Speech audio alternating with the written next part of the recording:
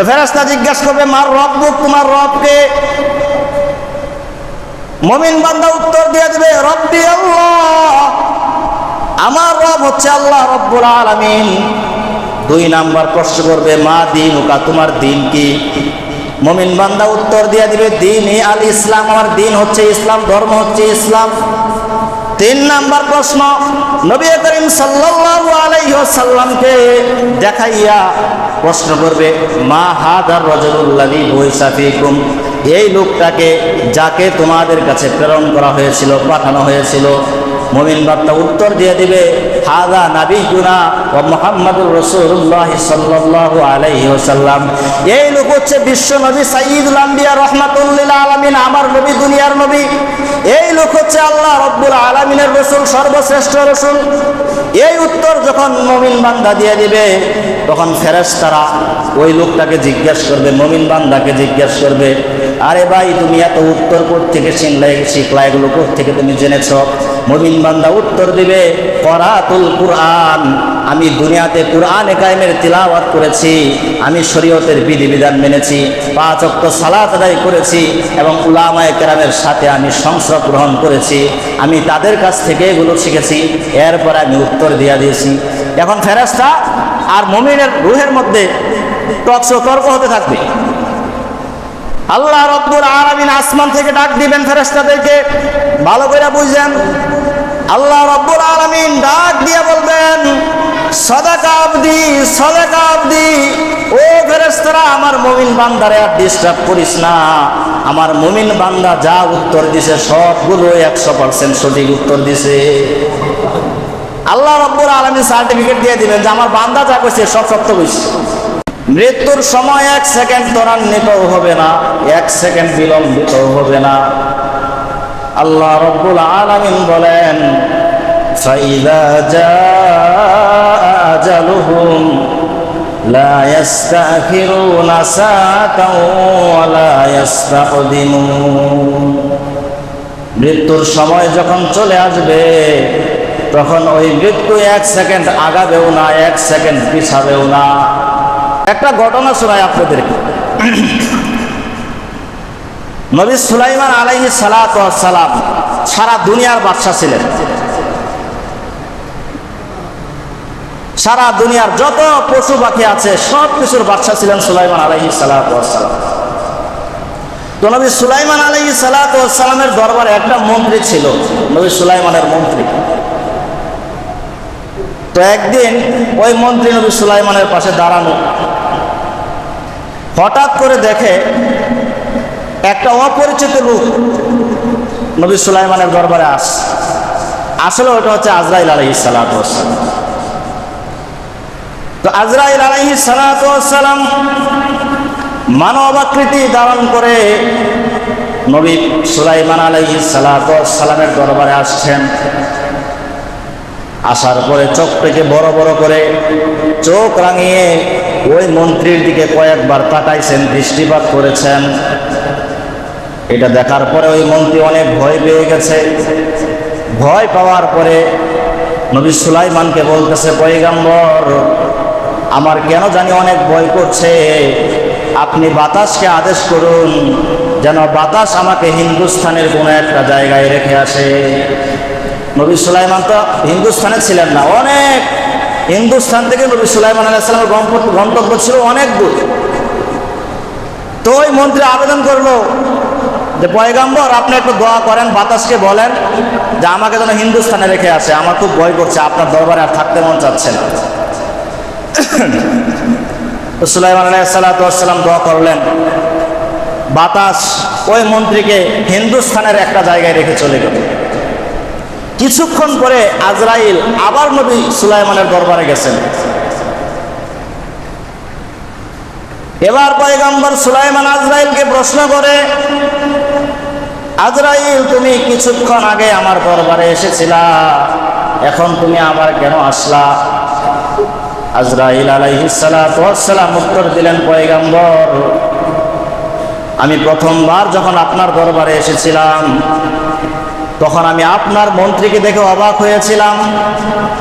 কারণ আমার হাতে যে দফতর আছে, কাগজ আছে, এইখানে লেখা আছে আপনার মন্ত্রীর মৃত্যু আজকে হিন্দুস্তানের কোনো একটা জায়গায় হবে। কিন্তু যখন আমি আপনার দরবারে আসার পরে দেখলাম মন্ত্রী আপনার দরবারে, তখন আমি অবাক হয়ে গেলাম, আশ্চর্য হয়ে গেলাম। আমার খাতার মধ্যে লেখা আছে মৃত্যু হবে হিন্দুস্তানে, কিন্তু এই মন্ত্রী তো এখন আপনার দরবারে, হিন্দুস্তানে কিভাবে যাবে? এরপরে আমি রওনা হয়ে গেলাম, হিন্দুস্তানের উদ্দেশ্যে চলতে শুরু করলাম। হিন্দুস্তানে পৌঁছে গেলাম, ওই নির্দিষ্ট জায়গায় আমি গিয়া দেখি এই মন্ত্রী আমার আগে মৃত্যুবরণ করার জন্য প্রস্তুত হয়ে বসে আছে। এরপরে আমি তার জান কবজ করলাম সেখানে গিয়া। এরপরে আজরাইল বললেন, ও পয়গম্বর, এই যে সে যে আপনার কাছে হিন্দুস্তানে যাওয়ার জন্য আবেদন করেছে, এটা তার কোনো মনের চাওয়া ছিল না, বরং আল্লাহ রব্বুল আলামিন তার মৃত্যুকে হিন্দুস্তানে লিখে রেখেছেন, এই জন্য সে আবেদন করে হিন্দুস্তানে চলে গিয়েছে। এজন্য আপনার মৃত্যু যেখানে হবে, কোথায় হবে, কোন সময় হবে, কিভাবে হবে, এটা কোনো মানুষ জানে না, আমিও না, আপনারা কেউ জানে না। আল্লাহ তাআলা কোরআনে বলেছেন, ওমা তাদরি নাফসুন বিআইয়ি আরদিন তামুত, কোনো মানুষ জানে না সে কোন জায়গায় মৃত্যুবরণ করবে। আপনিও জানেন না। আপনি যতই ভাবেন আমি ঘরে বসে বসে মরবো, এই চাপুলিয়া এলাকায় মরবো, না, মৃত্যু আপনাকে নিয়ে যাবে তার নির্দিষ্ট জায়গায়। এই মৃত্যুর সময়টা বড় কঠিন সময়। মানুষ যখন মৃত্যুবরণ করে তখন শয়তান তার কাছে আসে ধোঁকা দেওয়ার জন্য, কাফের বানানোর জন্য।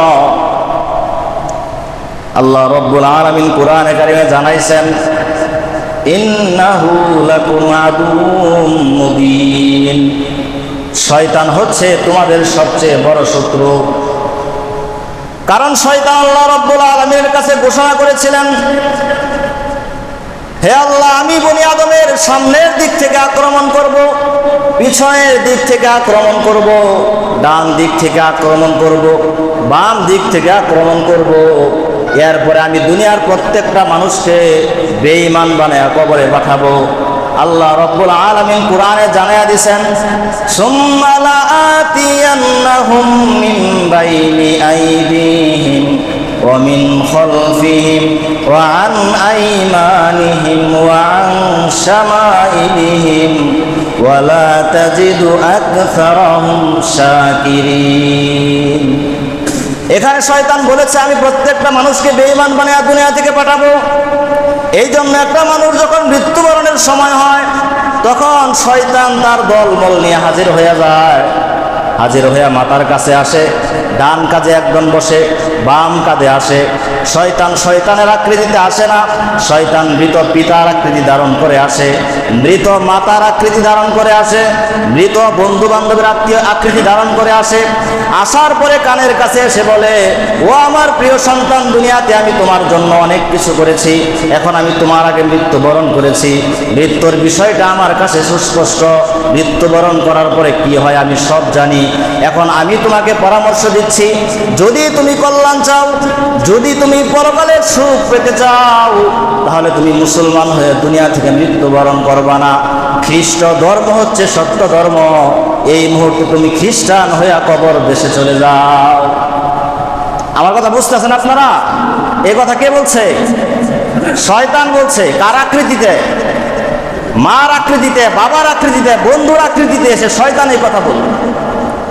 আজকে মনে করেন যদি আমরা একটু অসুস্থ হয়ে যাই, জ্বর উঠে, মাথা ব্যথা হয়, তাহলে আমার 1 ঘন্টার আগের কথা মনে থাকে না, কি বলতেছি ভুইলা যাই, আবল তাবল বকি, আমার সেন্স হারায় ফেলি আমি।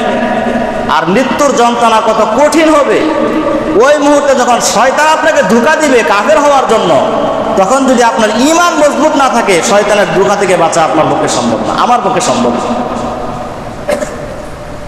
এজন্য ঈমানকে মজবুত করতে হবে। যাদের ঈমান মজবুত হবে, যারা আল্লাহ বিশ্বাসী হবে, শয়তান তাদের কোনো ক্ষতি করতে পারবে না। আল্লাহ রাব্বুল আলামিন বলেছেন,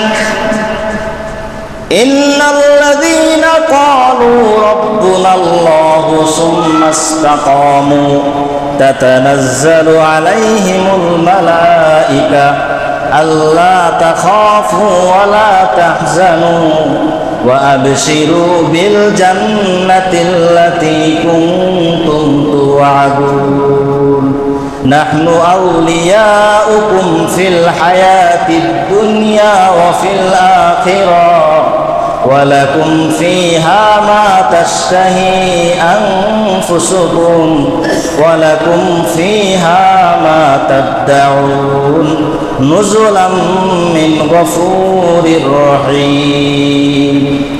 যে লোকটা পরিপূর্ণ মুমিন হবে, যার আল্লাহ রব্বুল আলামিনের প্রতি অগাধ বিশ্বাস থাকবে, যে শরীয়তের বিধিবিধানগুলো মানবে, মৃত্যুর সময় যখন আসবে শয়তান তাকে কাফের হওয়ার জন্য তাশকিল করবে, শয়তান তাকে বোঝাবে তুমি বেঈমান হয়ে দুনিয়া থেকে যাও, কিন্তু একদল ফেরেশতা আসবে, আসার পরে পিটায়া পিটায়া ওই শয়তানদেরকে দৌড়াইয়া দিবে এবং ফেরেশতারা কানের গুড়ার মধ্যে কানের কাছে গিয়ে বলবে, ও মুমিন বান্দা, তোমার কোনো টেনশন নাই, তোমার কোনো ভয় নাই, আমরা ফেরেশতারা দুনিয়াতেও তোমার বন্ধু, আখিরাতেও তোমার বন্ধু। আল্লাহ রব্বুল আলামিন তোমার জন্য জান্নাতের নাজ নেয়ামতের ব্যবস্থা করে রেখেছে। একজন মুমিন বান্দা যদি হয়, দুনিয়াতে তাকে সুসংবাদ প্রদান করা হবে। এজন্য ঈমানকে মজবুত করা খুবই জরুরি। মৃত্যুর সময়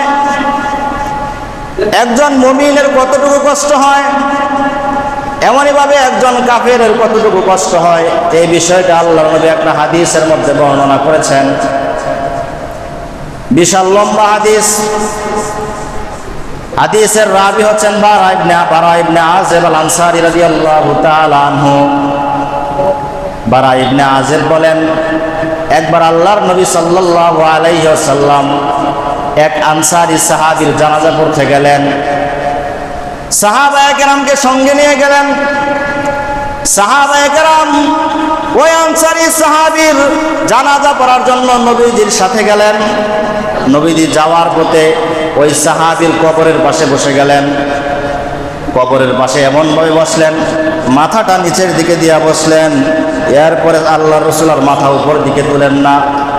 সাহাবায়ে কেরাম নবীজির চারপাশে বসে গেলেন। সাহাবী বলেন যে আমরা সাহাবারা নবীজির পাশে এমনভাবে বসলাম, এমন নীরব নিস্তব্ধ হয়ে বসলাম যে মনে হচ্ছে আমাদের প্রত্যেকের মাথায় একটা করে পাখি বসে আছে। মানে কি, কেউ লড়ে না, একবারে নীরব কবরের পাশে বসে আছে, আমাদের প্রত্যেকের মাথায় একটা করে পাখি বসে আছে, এমন অবস্থা। এর অনেকক্ষণ পরে আল্লাহর নবী মুখটাকে এইভাবে তুললেন, চেহারাটাকে তুললেন, উপর দিকে তুললেন। তোলার পরে সাহাবায়ে কেরামকে লক্ষ্য করে বললেন, ও আমার সাহাবারা রে, ফাস্তাঈযু মিন আযাবিল কবর। ও সাহাবীরা, তোমরা কবরের আযাব থেকে আল্লাহর কাছে পানা চাও, আশ্রয় গ্রহণ করো। এরপরে নবীজি বললেন, যখন একজন মুমিন বান্দার রূহ কবজ করা হয়, আত্মাটা বের করা হয়, মুমিন বান্দার যখন মৃত্যুর সময় হয়, আখিরাতের দিকে রওনা হওয়ার যখন সময় হয়, তখন আসমান থেকে একদল ফেরেশতা আসেন। শুভ্র সাদা পোশাক পরিহিত, ধবধবে উজ্জ্বল চেহারা বিশিষ্ট একদল ফেরেশতা আসেন। তাদের সাথে জান্নাতের পোশাক থাকে, জান্নাতের সুগন্ধি তারা হাতে নিয়ে আসেন।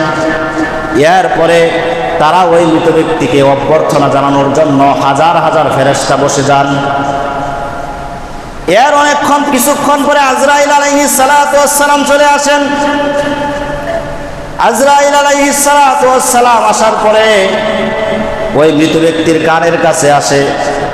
কানের কাছে আসার পরে বলে, ইয়া আইয়াতুহান নাফসুল মুতমাইন্না উখরুজি ইলা মাগফিরাতিন মিনাল্লাহ। আজরাইল মুমিন বান্দার কানের কাছে এসে বলে, ও পবিত্র আত্মা, ও মুমিনের আত্মা, তুমি আল্লাহ রব্বুল আলামিনের মাগফিরাতের ক্ষমার দিকে বের হও। আল্লাহ রব্বুল আলামিন তোমার জীবনের সমস্ত ভুল ত্রুটিগুলো ক্ষমা করে দিয়েছেন। একজন মুমিন বান্দাকে স্বয়ং আজরাইল সুসংবাদ প্রদান করে। এরপরে জান্নাতের সমস্ত নিয়ামতগুলো তার সামনে ফেরেশতারা তুলে ধরেন। আজরাইল আলাইহিস সালাতু ওয়াস সালাম তার রূহটা কবজ করেন, জানটা কবজ করেন। জানটা কবজ করার সময় মুমিনের কতটুকু কষ্ট হয়, কতটুকু সহজ হয়, কষ্ট হয় না সহজ হয়, আরাম হয়। আল্লাহর নবী হাদিসের মধ্যে বলেছেন, এই যে মনে করেন একটা পানির পাত্র, এই পানির পাত্র থেকে পানিটা ঢেলে দিলে যেমন সহজে পানি পড়ে যায়, একজন মুমিনের রূহ তার দেহ থেকে এর চেয়েও সহজে বের হয়ে আসবে। আমার কথা বুঝতেছেন তো আপনারা? বুঝলে একটু নাড়াচাড়া দিয়েন, তাহলে বুঝতেছেন। না বুঝলে তো চুপ থাকলে তো বোঝা যায় না বুঝতেছেন কিনা। তো একজন মুমিনের রূহ পাত্র থেকে পানি যতটুকু সহজে গড়াইয়া পড়ে, এর চেয়ে সহজে একজন মুমিনের রূহ বের হয়ে আসবে। মুমিনের রূহ যখন দেহ থেকে বের হয়ে যাবে, আজরাইল আলাইহিস সালাতু ওয়াস সালাম 1 সেকেন্ড ওই দেহটাকে, রূহটাকে হাতে রাখবেন না। ওই যে তার সাথে যে আসমান থেকে জান্নাতি ফেরেশতারা এসেছিলেন, জান্নাতের পোশাক নিয়ে এসেছিলেন, জান্নাতের সুগন্ধি নিয়ে এসেছিলেন, জান্নাতের পোশাকের মধ্যে, জান্নাতের সুগন্ধির মধ্যে মুমিনের রূহটাকে পেঁচাইবেন। এরপরে ফেরেশতারা কারাকারি শুরু করে দিবেন। এই মুমিনের রূহ থেকে এত সুন্দর একটা সুঘ্রাণ বের হবে, ওই সুঘ্রাণ হবে দুনিয়ার সর্বশ্রেষ্ঠ সুঘ্রাণ। এরপরে ফেরেশতারা তাকে নিয়ে আসমানের দিকে রওনা হয়ে যাবেন। আসমানের দিকে যাবে, আর সমস্ত ফেরেশতারা একজন আরেকজনকে জিজ্ঞেস করবে, এই রূহটা কার, এই প্রাণটা কার? তখন ফেরেশতারা উত্তর দিবে, এটা হচ্ছে ফুলান ইবনে ফুলান, অমুক এলাকার অমুকের ছেলে অমুক, এটা বলবে। প্রথম আসমানে যাবে, যাওয়ার পরে প্রথম আসমানে বলবে, দরজা খুলে দাও, আমরা একটা পবিত্র রূহ নিয়ে এসেছি। ফেরেশতারা দরজা খুলে দিবেন। এরপরে এই রূহটা দ্বিতীয়, তৃতীয়, এভাবে সপ্তম আসমান অতিক্রম করবেন। সপ্তম আসমান অতিক্রম করার পরে আল্লাহ রব্বুল আলামিনের কাছে চলে যাবে। 7 আসমানের উপরে যখন যাবে, আল্লাহ রব্বুল আলামিন বলবেন, ও ফেরেশতারা, এটা হচ্ছে মুমিনের আত্মা, এটা পবিত্র আত্মা, তোমরা তার আমল নামাটাকে ইল্লিয়িনে লিখে দাও। আমল নামাটা ইল্লিয়িনে লেখার পর তোমরা এই বান্দাকে জান্নাতের সুসংবাদ প্রদান করে দাও। তো এই লোকটাকে জান্নাতের সুসংবাদ প্রদান করা হবে। রূহ কোথায় গেছে? আসমানে। রূহ কি আসমানে থাকবে? না, হিসাব নিকাশ তো কবরে হবে, তো রূহ আসমানে থাকবে কেমনে? এরপরে আল্লাহ রাব্বুল আলামিন বলবেন, যাও এই রূহটাকে কবরে রেখে আসো। আমল নামা ইল্লিয়িন, যারা ইল্লিয়িনে যাদের আমল নামা থাকবে তারা জান্নাতি হবে। আমল নামা লেখার পর আল্লাহ তাআলা আবার রূহটাকে কবরে পাঠিয়ে দিবেন। এরপরে দেহের মধ্যে রূহটা দেওয়া হবে। এরপরে ফেরেশতারা আসবে, 2 জন ফেরেশতা আসবে। আসার পরে পূর্বে বসে জিজ্ঞাসা করবে, 3টা প্রশ্ন করবে। 1 নাম্বার প্রশ্ন হচ্ছে, মার রব্বুকা, তোমার রব কে? আমাদের রব কে? আল্লাহ তাআলা। এটা তো আমরা জানি, কিন্তু এই উত্তরটা কারা দিতে পারবে? এই উত্তরটা দিতে পারবে যারা আল্লাহকে প্রকৃত রব হিসেবে গ্রহণ করেছে। আল্লাহ রব্বুল আলামিনকে রব হিসেবে গ্রহণ করার অর্থ হচ্ছে 6 জায়গায় আল্লাহকে রব হিসেবে গ্রহণ করতে হবে। 1 নাম্বার ব্যক্তিগত জীবনে আল্লাহকে রব হিসাবে মানতে হবে। 2 নাম্বার পারিবারিক জীবনে আল্লাহকে রব হিসাবে মানতে হবে। 3 নাম্বার সামাজিক জীবনে আল্লাহকে রব হিসাবে মানতে হবে। 4 নাম্বার অর্থনৈতিক জীবনে আল্লাহকে রব হিসাবে মানতে হবে। 5 নাম্বার রাষ্ট্রীয় জীবনে আল্লাহকে রব হিসাবে মানতে হবে। 6 নাম্বার আন্তর্জাতিক জীবনে আল্লাহকে রব হিসাবে মানতে হবে। এই 6 জায়গায় যারা আল্লাহকে রব হিসাবে গ্রহণ করেছে তারা এই প্রশ্নের উত্তর সহজে দিয়ে দিবে। খালি মনে করবেন যে আল্লাহ আমার রব, এটা বললেন আর উত্তর দিয়ে দিবেন, এটা হবে না। এই 6 জায়গায় আপনাকে আল্লাহ তাআলাকে রব হিসেবে গ্রহণ করতে হবে। যার যেই ক্যাটাগরি সে ওইখান থেকে আল্লাহকে রব হিসেবে গ্রহণ করতে হবে। তো ফেরেশতা জিজ্ঞাসা করবে, মার রব্বুক, তোমার রবকে? মুমিন বান্দা উত্তর দিয়ে দিবে, রব্বি আল্লাহ, আমার রব হচ্ছে আল্লাহ রব্বুল আলামিন। 2 নাম্বার প্রশ্ন করবে, মা দীনুকা, তোমার দিন কি? মুমিন বান্দা উত্তর দিয়ে দিবে, দীনি আল ইসলাম, আমার দিন হচ্ছে ইসলাম, ধর্ম হচ্ছে ইসলাম। 3 নাম্বার প্রশ্ন, নবী করিম সাল্লাল্লাহু আলাইহি সাল্লামকে দেখাইয়া প্রশ্ন করবে, মা হাদার রাজুলুল্লাযী বুইসা ফীকুম, এই লোকটাকে যাকে তোমাদের কাছে প্রেরণ করা হয়েছিল, পাঠানো হয়েছিল। মুমিন বান্দা উত্তর দিয়ে দিবে, হাদা নাবিয়ুনা ওয়া মুহাম্মাদুর রাসূলুল্লাহ সাল্লাল্লাহু আলাইহি ওয়াসাল্লাম, এই লোক হচ্ছে বিশ্ব নবী সাইয়্যিদুল আম্বিয়া রাহমাতুল লিল আলামিন, আমার নবী, দুনিয়ার নবী। এই লোক হচ্ছে আল্লাহ রাব্বুল আলামিনের রাসূল, সর্বশ্রেষ্ঠ রাসূল। এই উত্তর যখন মুমিন বান্দা দিয়ে দিবে, তখন ফেরেশতারা ওই লোকটাকে জিজ্ঞাসা করবে, মুমিন বান্দাকে জিজ্ঞাসা করবে, আরে ভাই তুমি এত উত্তর কোত্থেকে শিখলা, এগুলো কোত্থেকে তুমি জেনেছ? মুমিন বান্দা উত্তর দিবে, করাতুল কুরআন, আমি দুনিয়াতে কুরআনে কায়েমের তিলাওয়াত করেছি, আমি শরীয়তের বিধিবিধান মেনেছি, 5 ওয়াক্ত সালাত আদায় করেছি এবং উলামায়ে কেরামের সাথে আমি সংসর্গ গ্রহণ করেছি, আমি তাদের কাছ থেকে এগুলো শিখেছি, এরপর আমি উত্তর দিয়ে দিয়েছি। এখন ফেরেশতা আর মুমিনের রূহের মধ্যে তর্ক হতে থাকবে। আল্লাহ রাব্বুল আলামিন আসমান থেকে ডাক দিবেন ফেরেশতাদেরকে, ভালো করে বুঝেন। আল্লাহ রাব্বুল আলামিন ডাক দিয়ে বলবেন, সাদাকা আবদি, সাদাকা আবদি, ও ফেরেশতারা আমার মুমিন বান্দারে আর ডিস্টার্ব করিস না। আমার মুমিন বান্দা যা উত্তর দিছে সবগুলো 100% সঠিক উত্তর দিছে। আল্লাহ রাব্বুল আলামিন সার্টিফিকেট দিয়ে দিবেন যে আমার বান্দা যা কইছে সব সত্য কইছে। এরপরে আল্লাহ তাআলা বলবেন, ফাফরিশুহু মিনাল জান্নাহ ওয়ালবিসুহু মিনাল জান্নাহ ওয়াফতাহু লাহু বাবান ইলাল জান্নাহ, ও ফেরেশতারা মুমিন বান্দার জন্য কবরে জান্নাতের বিছানা বিছাইয়া দাও, জান্নাতের পোশাক এনে তাকে পরাইয়া দাও এবং জান্নাতের দিকে একটা দরজা খুলে দাও। সে কবরের মধ্যে বসে বসে জান্নাতের সমস্ত নাজ নেয়ামত ভোগ করতে থাকবে এবং তার দু চোখ যত দূর যায়, এই 2 চোখ দ্বারা যতটুকু দৃষ্টি যায়, এই পুরা জায়গা সহ তার কবরটাকে প্রশস্ত করে দেওয়া হবে। জোরে বলেন সুবহানাল্লাহ। পুরা জায়গা সহ কবরটা প্রশস্ত হয়ে যাবে, জান্নাতের নাজ নেয়ামত আলো বাতাস সব কবরের মধ্যে আসতে থাকবে।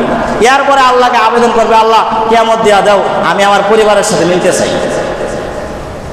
আল্লাহ রাব্বুল আলামিন মুমিন বান্দাকে বলবে, নাম কানুমাতিল আরুস, ও বান্দা কিয়ামত হবে, টেনশন করিস না। তুই বাসর রাতে নব দুলহান যেমন ঘুমায়, তুই এই রকম আরামে ঘুমাইতে থাক। কিয়ামতের সময় যখন হবে আমি আল্লাহ তোকে ডাক দিয়া দিব। এ হলো মুমিন বান্দার অবস্থা। জান্নাতের নাজ নেওয়া আমি ইনশাআল্লাহ সামনে একদিন আলোচনা করব। হাদিস অনেক লম্বা, সময় শেষ হয়ে যাচ্ছে। পক্ষান্তরে পাপিষ্ঠ বান্দার আত্মা যখন হনন করা হবে, রূহ যখন কবজ করা হবে, তখন আসমান থেকে কালো চেহারা বিশিষ্ট ভয়ঙ্কর অনেকগুলো ফেরেশতা আসবে। আসার পরে তার পাশে বসে যাবে হাজার হাজার ফেরেশতা, ভয়ঙ্কর ফেরেশতারা তার পাশে বসবে। আজরাইল আলাইহিস সালাতু ওয়াস সালাম আসবেন, আসার পরে বলবেন, ইয়া আইয়াতুহান নাফসুল খাবিসা উখরুজি ইলা সাখাতিন মিনাল্লাহ, হে অপবিত্র আত্মা, পাপিষ্ঠ আত্মা, তুই আল্লাহর ক্রোধের দিকে বের হ। আল্লাহ রাব্বুল আলামিন আজকে তোর প্রতি অসন্তুষ্ট, তোর প্রতি নারাজ। এই দিনটা কিন্তু আমাদের সামনে আসতেছে, আপনার সামনেও আছে, আমার সামনেও আছে। তো আজরাইল ওই দিন কার আত্মাকে কি বলবে, এটা সময়ের অপেক্ষা, যেন আল্লাহর কাছে দোয়া করা। আল্লাহ রাব্বুল আজরাইল আলাইহিস সালাতু ওয়াস সালাম বলবে, তুই বের হ। এরপরে তার রূহটাকে কবজ করা হবে। একটা কাপড়ের মধ্যে, রেশমি কাপড়ের মধ্যে কাটা বাজায়া যদি টান দেওয়া হয়, কাপড়টা যেমন ছিঁড়ে ছিঁড়ে আসে, আল্লাহর নবী বলেন, যখন একটা পাপিষ্ঠ বান্দার রূহ কবজ করা হবে, তখন আজরাইল যখন রূহটা ধরে টান দিবেন, তখন ওই বান্দার শরীরের যত রগ আছে সবগুলো রগ আস্তে আস্তে ছিঁড়ে যাবে। কি পরিমাণ কষ্ট হবে আপনি চিন্তা করছেন? সবগুলো রগ ছিঁড়ে যাবে, সে ছটফট করতে থাকবে, তার রূহ কবজ করা হবে। এরপর আযাবের ফেরেশতারা তার রূহটাকে নেবে, নেওয়ার পরে আসমানের দিকে যাইতে থাকবে। ওই রূহ থেকে এমন একটা দুর্গন্ধ বের হবে, যেই দুর্গন্ধ দুনিয়া কখনো দেখে নাই। প্রথম আসমানে যখন যাবে, আসমানের দরজা বন্ধ করে দেওয়া হবে, তার জন্য দরজা খোলা হবে না। এরপরে কবরে রাখা হবে, ওই ফেরেশতারা আসবে।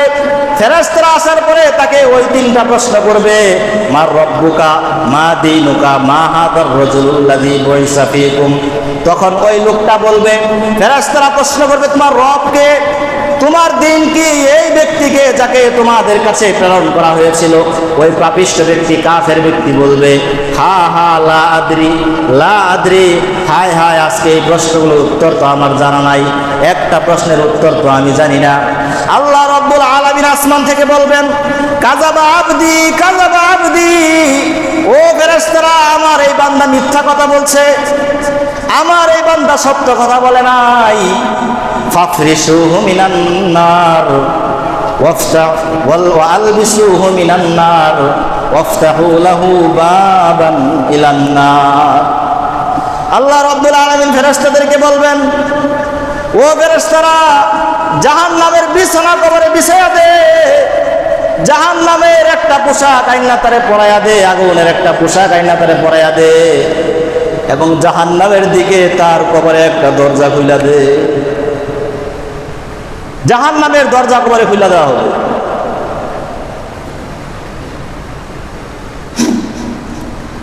কবরটা কেমন সংকীর্ণ হবে, আল্লাহর নবী সাল্লাল্লাহু আলাইহি ওয়াসাল্লাম বলেন, হিসাব নিকাশ শেষ হওয়ার পরে কবরের মাটি তাকে এমন জোরে চাপ দিবে, ডান পাজরের হাড়গুলো বাম পাজরে চলে যাবে, আর বাম পাজরের হাড়গুলো ডান পাজরে চলে যাবে। এমন চাপ দিবে কবর মানুষকে। ফেরেশতারা তাকে মুগুর নিয়ে এমন জোরে আঘাত করবে, এই আঘাতের পর সে কবরের মধ্যে চিৎকার করতে থাকবে। চিৎকার করার পরে এমন এক অবস্থা হবে, আল্লাহর নবী হাদিসের মধ্যে বলেন, তার আওয়াজ এত বেশি হবে, এই আওয়াজ জিন এবং ইনসান ছাড়া, মানুষ এবং জিন ছাড়া দুনিয়ার প্রত্যেকটা প্রাণী সেই কবরের আওয়াজ শুনতে পায়। এজন্য দেখবেন কবরের পাশে যদি গরু ছাগল বাঁধা থাকে, মাঝে মাঝে দৌড়াইতে থাকে, লাফাইতে থাকে, কেন? এই কবরে আযাব হয়। আযাবের কারণে আমরা তো শুনি না, জিন আর ইনসান শুনে না, বাকি সমস্ত প্রাণীরা ওই কবরে যে ফেরেশতারা থেকে পিটাচ্ছে, ওই চিৎকার সমস্ত প্রাণীরা দুনিয়া থেকে শুনতে। যেন ভাইয়েরা আমার, এই সময়টা কিন্তু আমাদের সামনে। আল্লাহ, এই সময়ের জন্য প্রস্তুতি গ্রহণ করা, এই কবরে যাওয়ার আগে প্রস্তুতি গ্রহণ করা, কবরে যাওয়ার আগে নিজের হিসাব। কবর একটা বড় ভয়ঙ্কর জায়গা।